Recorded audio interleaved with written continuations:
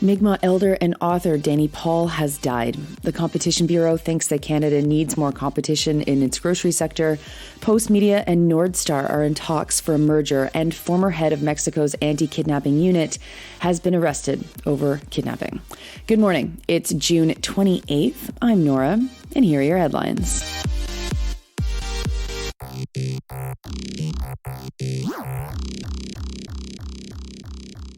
First, we start with the sad news that Danny Paul has died. Danny was from Subanakati, a Mi'kmaq community in present-day Nova Scotia. He was known for his activism and work for the Mi'kmaq people, but especially for his book, We Were Not the Savages. CBC is reporting that it was considered, quote, a landmark work, unquote, and it covered 300 years of Mi'kmaq history. Danny's goal with We Were Not the Savages was to flip the dominant white supremacist narrative on its head to say that actually the savages were the white settlers in how they lived and how they treated others.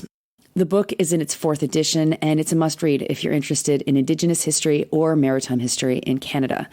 I had the privilege of interviewing Danny at the end of last year.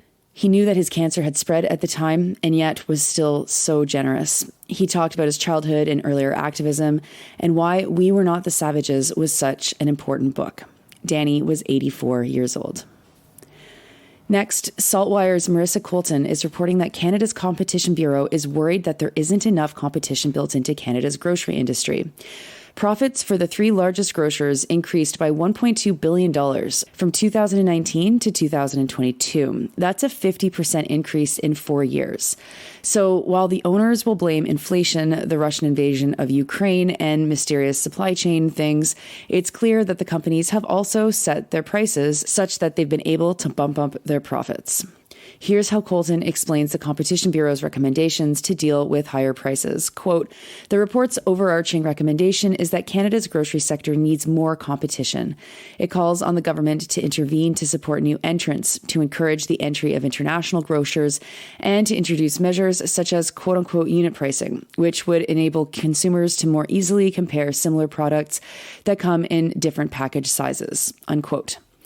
Of course, there is another option other than bringing in international grocery chains and the federal government liquidating itself to fund private grocery operators. They could operate a public national grocery chain. This is something that could happen, and it's a shame that it's not mentioned in the article. Next, to some very bad news for the future of media in Canada.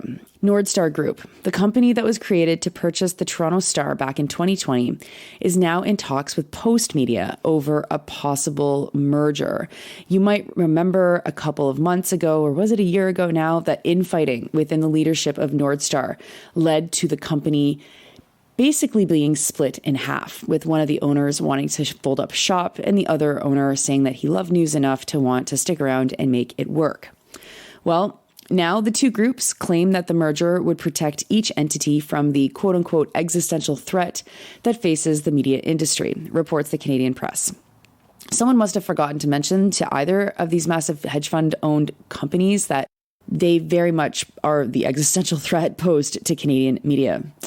The merger would give Nordstar a controlling interest in the Toronto Star at 65%, but their shares would then drop to 44% in the new entity, effectively giving Nordstar and Postmedia an even split. A new corporation would be created to manage the paper's editorial operations. The Canadian Press talked to journalism professor emeritus Christopher Waddell about the plans, and he said he wasn't sure that the promises made by Postmedia and Nordstar would actually do what they're claiming it would do. It's not clear how the merger would produce stronger news media coverage for Canadians, he said. Now, Postmedia owns a huge chunk of Canadian journalism already. They own the Vancouver Sun, the Calgary Herald, the Edmonton Journal, the Saskatoon Star Phoenix, the Regina Leader Post, Montreal Gazette, the Sun Media Chain, and the Ottawa Citizen. The Toronto Star is one of the very few independent dailies that still exists in Canada. alongside the Winnipeg Free Press and Le Devoir, and for it to be gobbled up by Postmedia would be an unmitigated disaster. I really hope that journalists this morning are all back channeling each other saying, okay, maybe now is the time that we should fight back. Postmedia, of course, is a right wing. It is owned by three entities: a right wing hedge fund from the United States, a right wing guy from the United States, and a smaller chunk is owned by a German insurance company. They are in the business of making money, which is a real problem because news in this country does not make any money. Up until last week, the chairman of the board of Postmedia was Jamie Irving of the New Brunswick Irving dynasty. When Jamie announced his resignation, he didn't say why he left. The Toronto Star would likely be hollowed out to beyond recognition if this merger goes through. One only needs to look at the once mighty Montreal Gazette for a vision of the future. Christopher Curtis at The Rover has a heartbreaking look at how that paper is being hacked to the bones. They are currently operating with a skeleton crew months after another round of layoffs had been announced. Its new editor-in-chief, Bert Archer, and deputy editor, Lenny Lucci, are both leaving the newspaper this week. All columnists were told that they'd be off this summer, a decision made by Postmedia. And finally, the Mexican government has arrested Gualberto Ramirez, the former head of the anti-kidnapping unit for the Attorney General's office, when 43 students from Ayotzinapa went missing in 2014.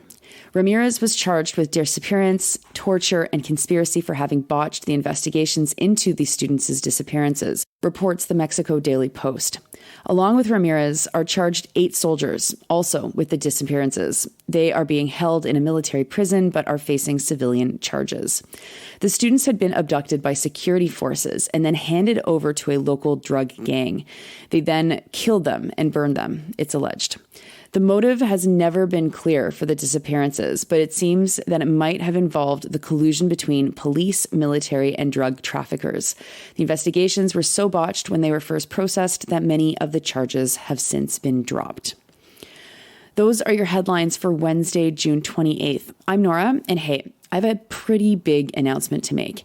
The Daily News podcast is being syndicated by the Real News Network. Now, if you don't know the Real News Network, they're an alternative left-wing news agency out of Baltimore in the United States. So if you are listening this morning because you are joining us from the United States, welcome to the Daily News podcast.